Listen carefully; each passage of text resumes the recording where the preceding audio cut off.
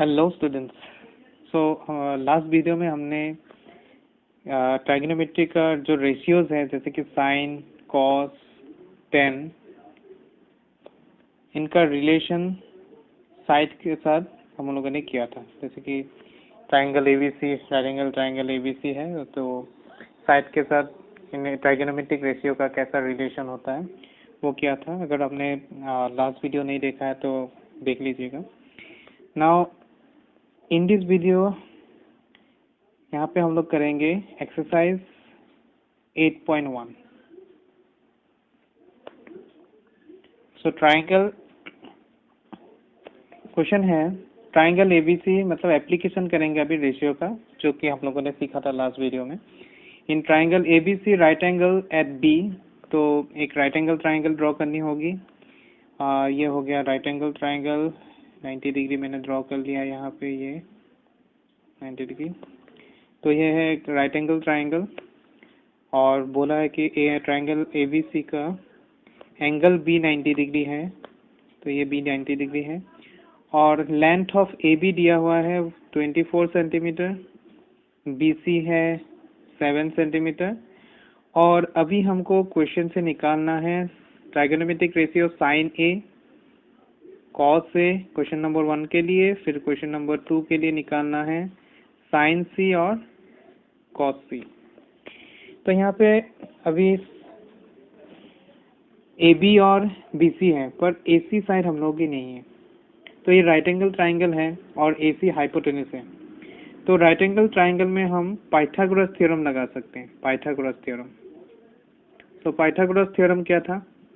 Pythagoras theorem था square of the hypotenuse, that is A C है, A सी हम लोग के सामने ए सी है। Square of the hypotenuse is equal to the sum of the square of other two side. तो यहाँ पे ए बी और बी सी हुआ, तो ये है पाइथागोरस थ्योरम और ये हम लोग अप्लाई करने वाले हैं यहाँ पे to find out A C.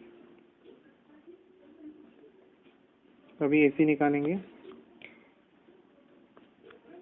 So in triangle A B सी अगर पाइथागोरस थ्योरम लगाया जाए तो A C square is equal to हो जाएगा A B square plus B C square. तो ए बी की वैल्यू दी हुई है वो कि 24 स्क्वायर है और बी सी की वैल्यू 7 स्क्वायर है। तो A C square is equal to 24 square plus 7 square, और दोनों सेंटीमीटर में तो सेंटीमीटर स्क्वायर यहाँ पे लिख सकते हैं। तो A C square is equal to अभी हो गया 24 स्क्वायर, 24 इंटू 24 576 और 7 स्क्वायर मतलब 49 और इधर सेंटीमीटर स्क्वायर यूनिट वही रहेगी। तो A C square is equal to अभी अगर हम लोग ऐड करते हैं तो मिलेगा 625 सेंटीमीटर स्क्वायर। अभी ए सी निकालनी है तो A C is equal to square root निकालेंगे 625 सेंटीमीटर स्क्वायर का, और वो जो कि है 25 इंटू 25 625 है, तो ये 25 सेंटीमीटर। तो अभी ए सी भी हमको मिल गई, ए बी बी सी और ए सी। अभी साइन ए निकालेंगे। तो साइन ए ट्राइंगल मैं फिर से ड्रॉ कर देता हूँ यहाँ पे, क्योंकि अगर सामने ट्राइंगल होगा तो करने में इजी होगी। सो ये हो गया right angle triangle A B C. अभी तीनों वैल्यू है, ये 24 है, ये 25 मिला था और बी सी 70। तो अभी हमको निकालनी है साइन ए। साइन ए मतलब perpendicular by hypotenuse.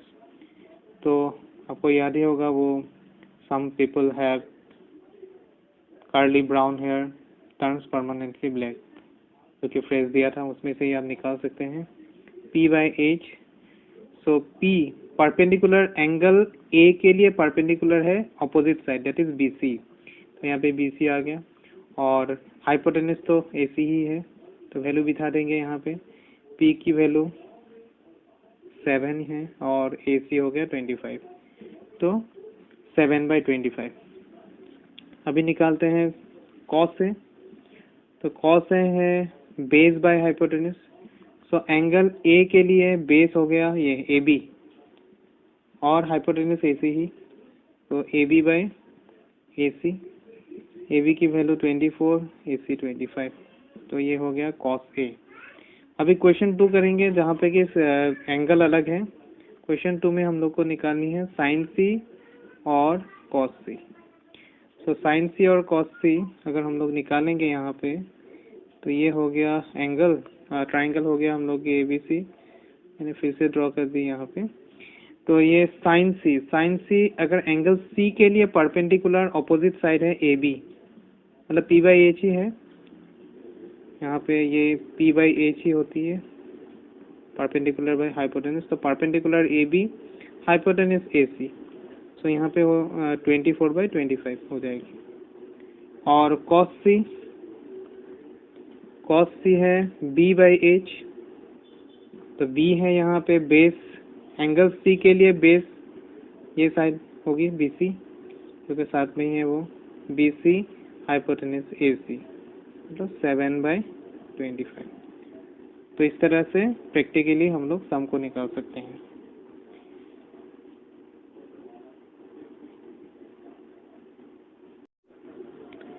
Next question करेंगे, क्वेश्चन नंबर 2। यहाँ पे डायग्राम ऑलरेडी दिया हुआ है, एक राइट एंगल ट्राइंगल ड्रॉ करना है जो कि दिया हुआ है यहाँ पे ऑलरेडी गिवन, ऐसे दिया हुआ है। और ये है PQR, ये 12 सेंटीमीटर, हाइपोटेनस 13 है। इस बार QR नहीं है तो यहाँ पे भी हम लोग पाइथागोरस लगा के QR निकाल लेंगे। सो इन ट्राइंगल PQR अभी लिख सकते हैं PR square, hypotenuse square, PR square is equal to PQ square plus QR square. तो PR स्क्वायर है 13, PQ है 12 और QR नहीं है, वो निकालनी है हम लोग। 13 स्क्वायर 169 होगी, 12 स्क्वायर 144 हो गया, फिर QR स्क्वायर। अभी QR स्क्वायर निकालने के लिए QR square equal to 169 minus 144, जो कि होगा 25,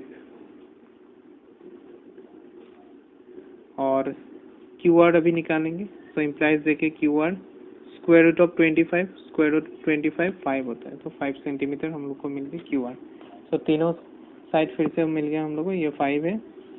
अभी निकालनी है 10P माइनस कॉट आर। तो 10P माइनस कॉट आर, दोनों में एंगल अलग है, ट्राइगोनोमेट्रिक रेशियो भी अलग है। तो 10 का था फॉर्मूला परपेंडिकुलर बाय बेस, और कॉट का था बेस बाय परपेंडिकुलर, मतलब यहाँ पे P/B है और यहाँ पे B/P है, पर दोनों में परपेंडिकुलर और बेस अलग अलग होंगे क्योंकि एंगल अलग है। इसलिए हम लोग को देखना पड़ेगा यहाँ पे ट्रायंगल फिर से।